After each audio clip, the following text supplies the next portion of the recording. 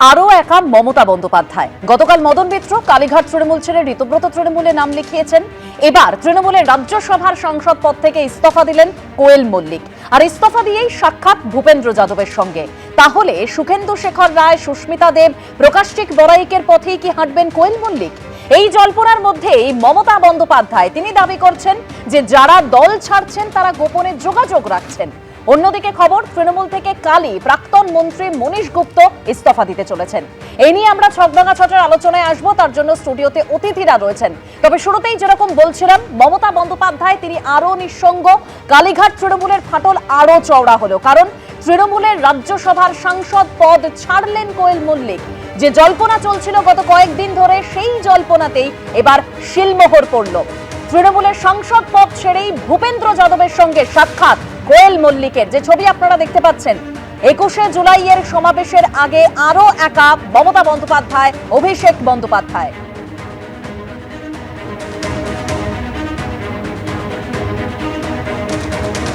রাজ্যসভায় কোয়েল মল্লিক তিনি ইস্তফা দিলেন। রাজ্যসভায় তৃণমূলের সাংসদ সংখ্যা দাঁড়ালো 9।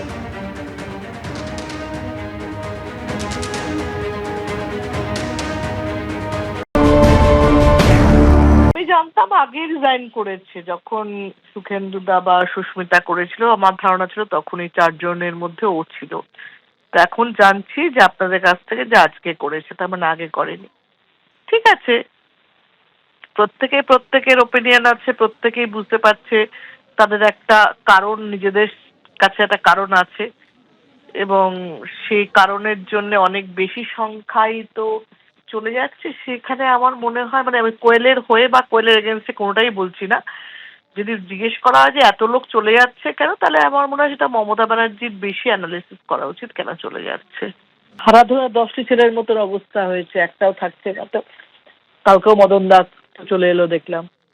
জানি না, মানে দিদির এত লোকের কারণ, এত লোকের ভাবনাকে রেসপেক্ট দিয়ে কোথাও নিজের ভুল, দলের ভুলটাকে মেনে নিয়ে ঠিক করা উচিত ছিল। এখন এটা অনেক লেট, কিন্তু অনেক আগে উচিত ছিল আমার মনে হয়। শতাব্দী রায়, বিদ্রোহী সাংসদ, যিনি ইতিমধ্যেই এনসিপিআইতে নাম লিখিয়েছেন, সেই শতাব্দী রায় তিনি বলছেন যে এত লোকের কথা, এত লোকের কারণ সেটা খতিয়ে দেখা উচিত ছিল, তবে এখন সময় অনেকটাই লেট হয়ে গিয়েছে। ঋতব্রত বন্দ্যোপাধ্যায় তিনি কি বলছেন যখন কোয়েল মল্লিক তিনি রাজ্যসভার সাংসদ পদ থেকে ইস্তফা দিলেন, শুনুন। রাজ্যসভা, লোকসভা আমরা দেখেছি। রাজ্যসভাতে ওই মাইকেল মধুসূদন দত্তেরই মধুকবির কথা ধার করেই বলা যায় একে একে নিভিছে দেউটি। 3 জন রেজিগনেশন দিয়েছিলেন। কোয়েল মল্লিক তিনি রেজিগনেশন দিলেন। আরো কে কে রেজিগনেশন দেবে, মানে বাতাসে অনেক, আকাশে বাতাসে কান পাতলে অনেক কথা শোনা যাচ্ছে, কিন্তু যখন হবে তখন হচ্ছে বোঝা যাবে। কিন্তু যে একটা চরম অগণতান্ত্রিক পরিবেশ, ফ্যাসিবাদ, একনায়কতন্ত্র, ওই একজন জোকারকে দিয়ে রিংমাস্টারের মতো গোটাটা চালাবার একটা প্রবণতা, এই ধরনের ফ্যাসিবাদী প্রবণতা গণতন্ত্রের জন্য খুব ডেঞ্জারাস। আর গণতন্ত্র হচ্ছে ডায়লগ। এখানে যা চলেছে, মানে ওখানের ওটা তো মনোলগ, মানে একতরফা বলা হবে, লোককে শুনতে হবে, মানতে হবে। তো মনোলগের বিরুদ্ধে ডায়লগের লড়াইয়ে মনোলগ তো আলটিমেটলি হারবেই। তাই মধুকবির ভাষায় একে একে নিভিছে দেউটি, দেউটি হয়তো আরো নিভতে থাকবে।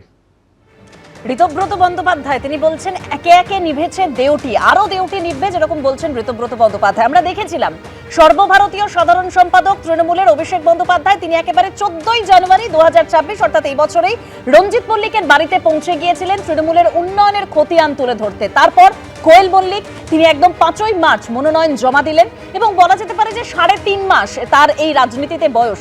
দেবনারায়ণ দা, তার মধ্যেই তার স্বপ্নভঙ্গ হয়ে গেল, তাকে একেবারে সংসদ পদ থেকে ইস্তফা দিতে হলো। শক্তি চট্টোপাধ্যায়ের একটা কবিতা আছে, বাহির থেকে বেরিয়ে পড়ো হাওয়ায়, তোমায় চিনতে পারবো না। বেরিয়ে পড়ো হাওয়ায়, হাওয়া বাইরে থেকে আসছে, এই হাওয়াটা বাইরে থেকে আসছে। শেক্সপিয়ার এক জায়গায় বলছে, দ্য রেইপ অফ লুক্রেসি বলছে, how comes it then, vile opportunity being so bad, such numbers seek for দি।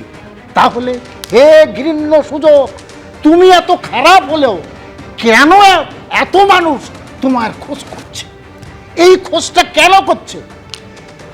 এর কারণটা হচ্ছে ওই যে বাহির থেকে সিবিআই, ইডি, ইনকাম ট্যাক্স, লোভ, লালসা, কেন আগে যাননি? ইলেকশনের সমস্ত কিছু শেষ করার পরে পরে যাচ্ছেন। মানুষ মুখ্যমন্ত্রী তো বলছে, মানুষ বুঝতে পারছে। তার মানে তুমি আমার কাছে জিতলে, আমার কাছ থেকে নমিনেশন নিলে, আমার হয়ে জিতলে, যাওয়ার পরে এখন তুমি হেরে গেছো। না হারলে তুমি মন্ত্রী হতে, তোমরাই সব কিছু আমার পাশে থাকতে। আজকে যখন হেরে গেছে, অভিযোগটা করছেন, সেই অভিযোগটা আগেও ছিল, ভবিষ্যতেও থাকবে, কারণ মমতা বন্দ্যোপাধ্যায় যখন ক্ষমতায় ছিলেন তখনও তিনি এই অভিযোগ করেছেন যে ইডি সিবিআই কে দিয়ে ভয় দেখানো হচ্ছে। কিন্তু প্রশ্নটা তো এই জায়গায়, মমতা বন্দ্যোপাধ্যায় তার দলটাকেই তো ধরে রাখতে পারলেন না। সেন্ট্রাল স্টেট সব, সিবিআই, ইডি, ইনকাম ট্যাক্স, এখানে পুলিশ, সিআইডি সব, তুমি যাবে না? তোমার যারা যাচ্ছে না, এই যে মদন বাবু আগে কি করে বাড়িতে কিভাবে ওনাকে দিয়ে হ্যারাস করেছে এই ইডি দিয়ে, এখন ওনার স্ত্রীকে, ওনার পুত্রবধূ ছেলেকে পাঠিয়েছে। উনি তো নিজেই বলছেন আমার আর কিছু করার নেই। তো যাবে তো, এরা যেতে হবে, এদের পিছনে একটারও কিছু নেই। হয় লোক, আমি সায়ন্তনদার কাছে যাব, মানে সায়ন্তনদা পুরোটাই আপনাদের গেম প্ল্যান। আপনারা ইডি সিবিআই পুলিশ দেখিয়ে ভয় দেখাচ্ছেন, একেবারে মমতা বন্দ্যোপাধ্যায় যে দাবি করছেন, অভিযোগ করছেন যে তার দলটাকে আপনারা ভেঙে দিচ্ছেন। আপনাদের উদ্দেশ্য হচ্ছে কালীঘাট তৃণমূলকে একেবারে নির্মূল করে দেওয়া। আমি দেবনারায়ণদার কথার সূত্র ধরে বলছি যে ইডি করছে, সিবিআই করছে। আচ্ছা, কারোর বিরুদ্ধে দুর্নীতির অভিযোগ থাকলে ইডি সিবিআই এর প্রশ্ন আসে। কোয়েল মল্লিকের বিরুদ্ধে দুর্নীতির কোনো অভিযোগ কোনো দল করেনি, কেউ করেনি, আমরা ভালো করে তাকে জানিও না। লোভ বলেছে, লোভও বলেছে, আমরা তাকে ভালো করে জানিও না। কাজে এখানে ইডি সিবিআই এর প্রশ্ন আসছে কোথা থেকে?